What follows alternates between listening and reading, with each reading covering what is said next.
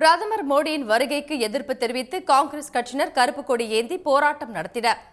மாவட்ட தலைவர்கள் பலரும் முன் எச்சரிக்கையாக கைது செய்யப்பட்டதால் பரபரப்பு நிலவியது. தமிழ்நாட்டிற்கான நிதி நிறுத்தி வைப்பு, புதிய திட்டங்கள் ஏதுமின்றி தேர்தல் நேரத்தில் மட்டுமே பிரதமர் மோடி தமிழ்நாட்டிற்கு வருவதாக எதிர்க்கட்சித் தலைவர்கள் குற்றம் சாட்டியுள்ளனர்.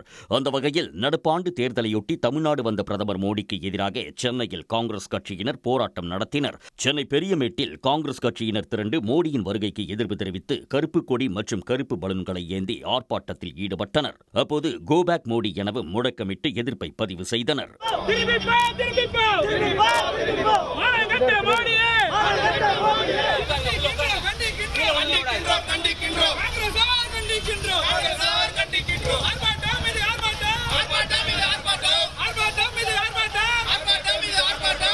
ஒரு ஏழை குடிமக்களுடைய வாழ்வாதாரத்தை கண்டு கொள்ளாத மோடி அரசு இன்னைக்கு ஓட்டு வேட்டைக்கு மட்டும் தமிழகத்துக்கு வந்திருக்கிறது உண்மையிலேயே ஜனநாயகத்துக்கு புறம்பான ஒரு செயல்.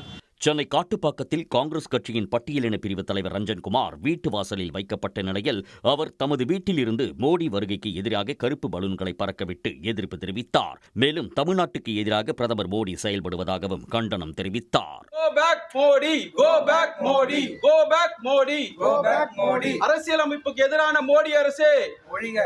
கள்ளக்குறிச்சி மாவட்டம் சங்கராபுரம் மும்முனை சந்திப்பு பகுதியில் மோடியின் வருகைக்கு எதிராக கருப்பு கொடி, கருப்பு பலூன்கள் ஏந்தி காங்கிரஸ் கட்சியினர் ஆர்ப்பாட்டத்தில் ஈடுபட்டனர். தமிழ்நாட்டிற்கு உரிய நிதியையும் திட்டங்களையும் தர மறுக்கும் மோடி அரசு போலி தேசபக்தி வேடம் போடுவதாகவும் குற்றம் சாட்டி முழக்கம் எழுப்பினர்.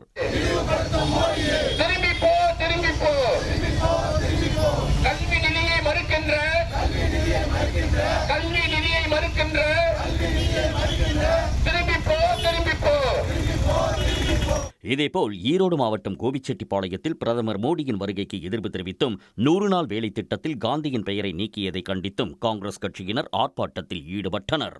உடனுக்குடன் செய்திகளை தெரிந்து கொள்ள சன் நியூஸ் பெல் ஐகானை கிளிக் பண்ணுங்க.